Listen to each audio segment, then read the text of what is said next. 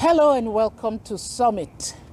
We all know that before the campaigns, one of the promises that the president made was to make available a student loan scheme to enable students have it easier going through their educational journey.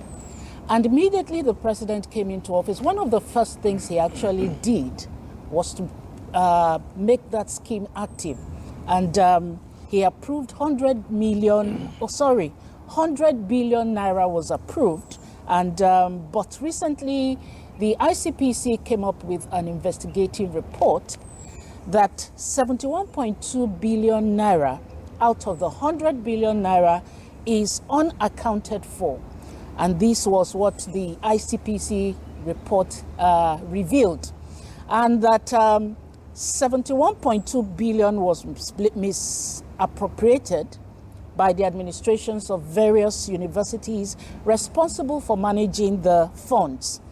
Only 28.8 billion naira was disbursed to students.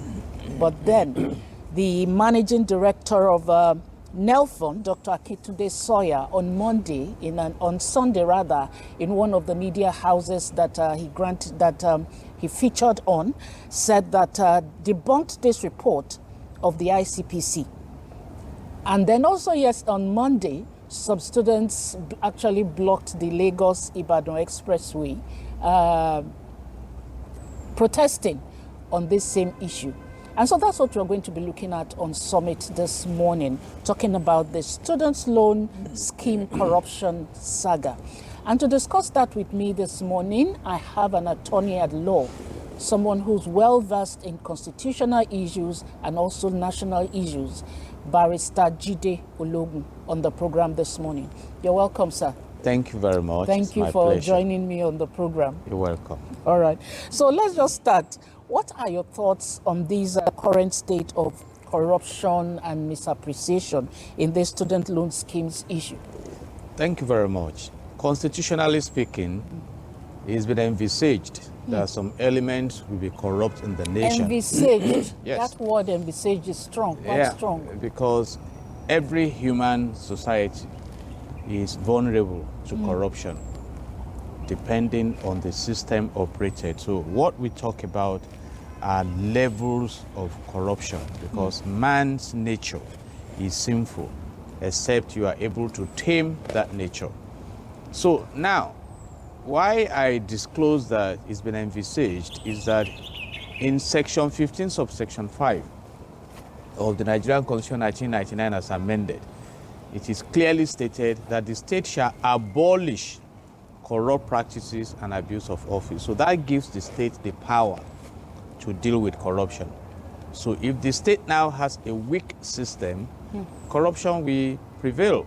But if the state has a strong system to fight corruption, then corruption will be grossly reduced in that society. And I believe that is where we are right now. These are allegations that are strong enough. And as a chief superintendent of police, I can tell you that investigation is out to unearth and reveal hidden things. And if these revelations have been brought forth and the stakeholders on the other side are denying, then it's your word against my word. So the word of those who are alleged to have misappropriated against the word of the government, saying, we release this amount of money to you, you must fully account for it.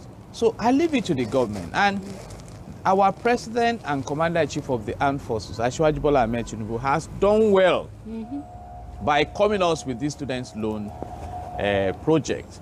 And if he allows it to fail, it will put his credibility to discredit.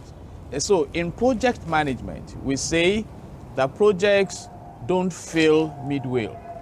Projects fail from the conception stage. So did he do what we call impact analysis, risk evaluation before rolling out this program, knowing the country where we are? And proactive measures would have been put in place to ensure that the project succeeds. So that is where we are right now, because all those denials are subject to the confirmation of investigations. But what we have discovered in Nigeria is that somewhere along the line, various stakeholders will step in, and you probably don't read about these allegations again. And I have my precedents like we do in law. You remember the case of Betty, the misappropriation of funds meant for poverty alleviation. Yeah. Where is the matter today? I mean, she was taken out of office but never prosecuted. And that is the story of Nigeria. And as long as there are no consequences for this crime against the state, it will continue. Because in industrial psychology, we have what we call reinforcement theory. And so if we are in a society where crime is not subject to consequences, then they move from one level of criminality to a higher level. You see? So these are very worrisome issues that we have in our country. So I remember that you are also a professional in public administration. Is it project management or public administration? Oh. All right. So I know that you'll be well versed in this kind of issue based on your submission right now. Now, if we talk about project management, like you said, and maybe the government didn't do enough due diligence in ensuring that reimbursing these monies to those who it should get to, that's the students. Are you saying that from the foundation of the problem, there's been challenges or things that should have been put in place that were not done? You know, even if they were put in place, you need to monitor. In public relations, we say when you are embarking on a campaign, you start with research. As you continue, you also research the implementation of the campaign. And when you conclude, you also evaluate so that you ensure that you have moved in line with the intended goal. What do you want to achieve? And you factor in forces that can disrupt your success vision. Let me give a scriptural example. Nehemiah was returning to Jerusalem to rebuild the broken wall in Jerusalem. And he received favor from the king in foreign land and brought in resources. But when he arrived, he did not just assume that it was going to be an easy thing, even though he was coming to do something good that those at home could not do. So what did he do? He raised a team of warriors to get ready to withstand those determined to frustrate that project. And about two of them are mentioned in the Bible, Sanballat and Tobiah. So when they saw the warriors of Nehemiah, they disappeared. And Nehemiah completed that project. And that is the point I'm talking about. You see, that's the point I'm talking about. And talking about consequences. If, for instance, let's go back to Betty Edu's matter, when we had a prima facie case that came to the surface of how funds were misappropriated in that ministry, that she was prosecuted and convicted and jailed. Others will be reluctant to move in the same direction. But what do we have?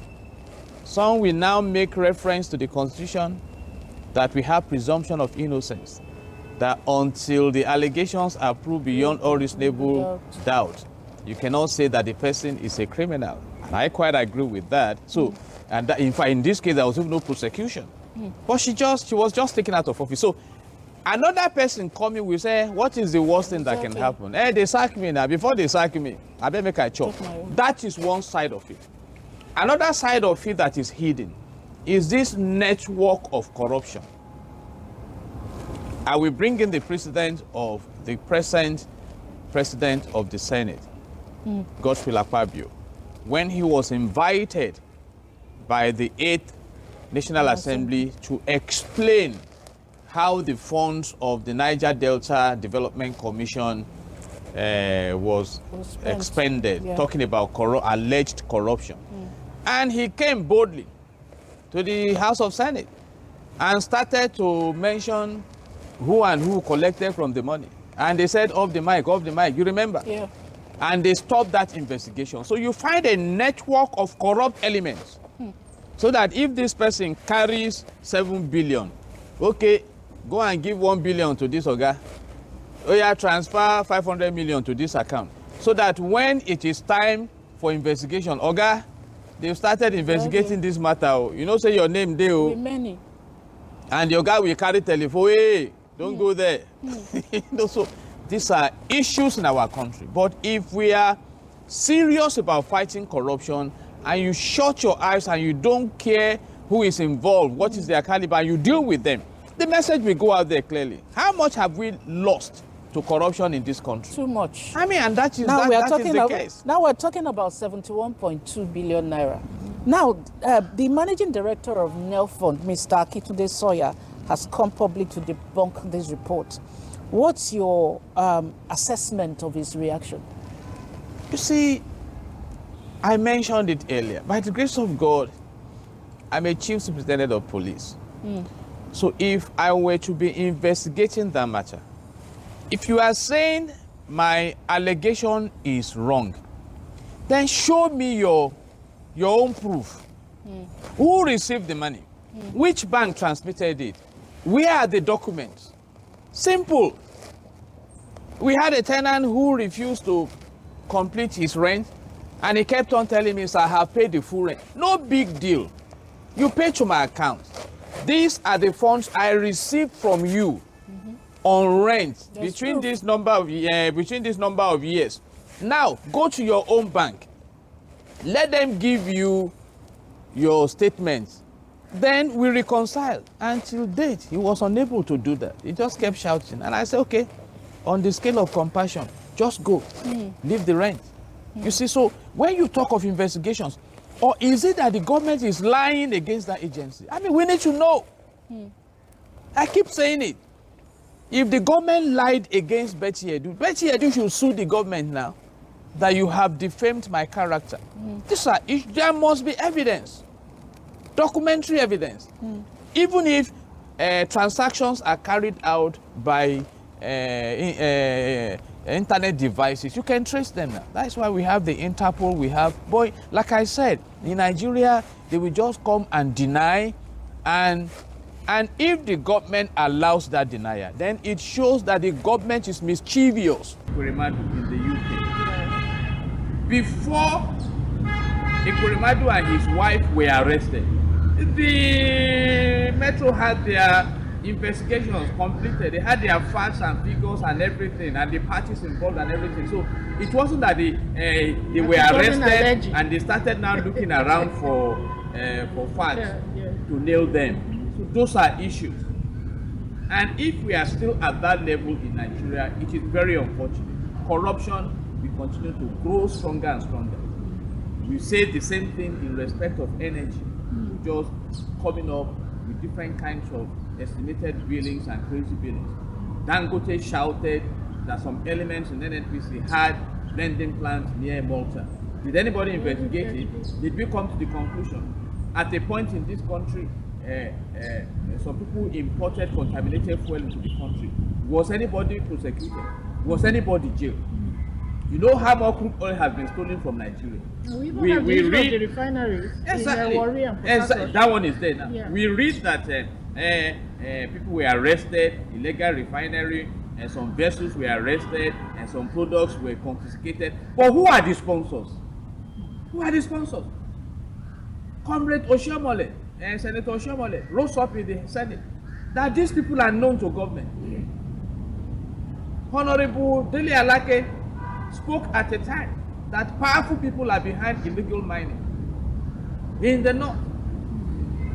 And I express my feeling, my perception here, that even the banditry and the insecurity in the north may be an attempt to cover up massive illegal mining going on there, to distract the government. But like I said, if the government wants to succeed, the government has the paraphernalia of office to succeed. In this country, we read under the tenure of former President Muhammadu Buhari, that the country has identified over 400 sponsors of Boko Haram. And Chichiboke, maybe you know 30 of them that were prosecuted. Nothing has come out of that. And in Dubai, 6 were identified, and all 6 were jailed. Life imprisonment, 10-year imprisonment, as the court eventually decided. So, why will you hear of terrorism, and how will you implement terrorism in a place like Dubai or in Nigeria? These big ones are just there. They wake up in the morning, they think of the evil to do against the land. The Bible says the wicked never goes to bed without doing evil. And if we allow them, they continue. All right, so let's look at the students themselves who are supposed to be beneficiaries of this scheme. Now they have started protesting, and you know, it's just for one park site to start, and then other students pick it up. Now, how easy, or let's say seamless, do you think this loan has been for them to access? Has it been easy for them to access? Because they said it was only 28.8 million that's been disbursed to students, even though nobody has even come out to say they have been beneficiaries. But let's just leave that part. So how easy do you think to access this? It's been difficult. It's part of the allegation that some students who have even benefited were made to pay some fees to the institution. But you know these things. In this country, you will go for your NIN registration, National Identity Number. Mistake will be made, deliberately or otherwise, and you will now be asked to come and pay maybe 15,000 naira to correct that mistake. Yeah. I mean, are we not enslaved? And that's something that you just amend on the system. And like I said, perhaps put in place intentionally. Why should it take a citizen to obtain national identity number token card a whole year? I mean, so students are complaining. Some are made to pay between 3 and 30,000 naira to even access these things, making it difficult, delayed, and everything. Which is the Nigerian way. What application will you send to the government now for the processing of any document, and you don't have an uncle who is a senator or House of Assembly member or commissioner, and you think you will get it in 3 weeks? The other time we were on the national television, and Sheikh Odegbami, with all he did for Nigeria, came out of this place that he has land in a prime area, in a state in this country, and he has not been able to obtain CO on that land. So if Sheikh Odegbami is going through that, you can imagine what ordinary citizens are going through. In this country, I had an experience recently trying to get a certified true copy of the document from a registry, and they said no electricity. For 2 days to make photocopy. I felt like weeping, but I've moved beyond weeping for some of this. It's appalling. And there are budgetary allocations. Yeah. No generator. I mean, and to crown it all, we can see what is going on now. Though maybe a good move in the right direction, it is now extended to the citizens. Now, even as Obila, Exactly. is planning to install solar technology. Exactly. And the big question is that who are the people that are responsible for 4 trillion naira indebtedness to Gen on behalf of the government? These are questions. So corruption should not be given a sustained fertile ground in Nigeria. I think we should begin to reverse this. But that's why we have the president and the commander-in-chief of the armed forces who preside over the machinery of office in the country to move the country in the direction that we deserve. And the Bible says righteousness exalts a nation. And what is righteousness? Doing the right thing. And that sin is a reproach to a people. So if God views us with reproach, what progress can we make? All right, so in line with these thoughts, what you have just said, this summation, how do you think transparency and accountability can be improved on in the management of this scheme? And what changes would be recommended making to existing policies and laws governing this scheme? Very simple. Let the law prevail. What we call the rule of law. And the rule of law says all institutions and all individuals are subject to the laws of the land. Let me ask you, the case of Ekweremadu in the UK was a case of modern slavery, organ harvesting. Do you think anybody who wants to indulge in that crime will think of UK first? No, because Ekweremadu was a high-profile citizen of Nigeria. The UK did not look at that. Even the former president, Chief Olusegun Obasanjo, wrote a letter to the UK. ECOWAS tried to intervene, and UK said no. Our laws are meaningful here. The former governor of Delta State, Onanefe Ibori, was jailed for 13 years in the UK for specific crime. Was he prosecuted in Nigeria? So these are issues. So if you round them up, and that is why some nations are respected. You don't go to Dubai and just be scamming people, and they will pick you up. You don't have time for. Look at Hush Puppy. They monitored him, did their investigations, they were ready for him, and they picked him up, threw him to. He's cooling down in America now. Or do we say that in China, for instance, the government will roll out student loan, and some citizens will now share the money? China or North Korea? I mean, where? So it's because we are permissive to corruption, and it should not be. Corruption is not oxygen. Corruption is carbon monoxide. It should be released out, not taken in. What of the issue of oversight and monitoring? Is it possible to put in place things that will ensure that it's monitored? Man, if you know that you will account for the responsibilities entrusted to you, you will behave well. But I have said it here now. Okay, go and give 100 billion to students. The moment the money lands in an agency, some people will meet. Oh, thank God, 100 billion. Now all the money will go release. Oh, but you never finish your house or village now. You where you supposed to go talk to universities. Go and tell them that we have the money now. If they want the money, how much are they giving us from the money? That is the cartel. I mean, I've told you I'm a chief sergeant of police, and we were taught in the training school that if you want to succeed as a police officer, you must think like a criminal. So they all sit down, have bracket in all the stakeholders' platform, so that when wahala burst, they can start saying, Oga, they don't invite you for ICPC, I go mention your name. So Oga will phone them, say, calm down. So those are the issues. There must be consequences. The government can do better. So we should not expect consequences on the erring institutions of government. Do you think it will end the same way others have been ending? You know, if Nigeria has changed, there will be consequences. Or if Nigeria is still the same, we'll be reading about another scam or story shortly.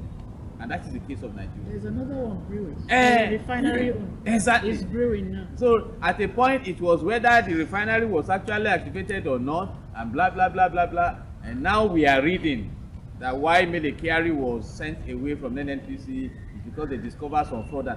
What about when about 100 billion was allegedly expended to turn around moribund refineries? So that's what I mean by reinforcement theory. If a chief comes to your compound, carries your generator, and you don't talk, and they will come next time, they carry your car, and you don't talk, maybe one day they will come and remove the roof. That's what we are talking about. The government should wake up. Some of us are tired of all this disturbing news because we don't appreciate the importance of this policy. You are making money available for people to be educated. Some of them benefited from the free education program of Chief Obafemi Awolowo. What are we talking about? And if President Bola Ahmed Tinubu wants to do good to the citizens, and some people are trying to paint him in a bad picture, and he is watching them, congratulations, sir. Congratulations. And like I said earlier, and if it is that some people just woke up and they are making some false allegations, I even read that the money that we are talking about is over 100 billion, about 202 billion or so. So you just hear different kinds of stories. Does it mean that we don't have concrete records? But is the executive themselves making things easy for an agency like ICPC that's come up with this kind of investigative report? Would they allow them to go ahead with what they are meant to do?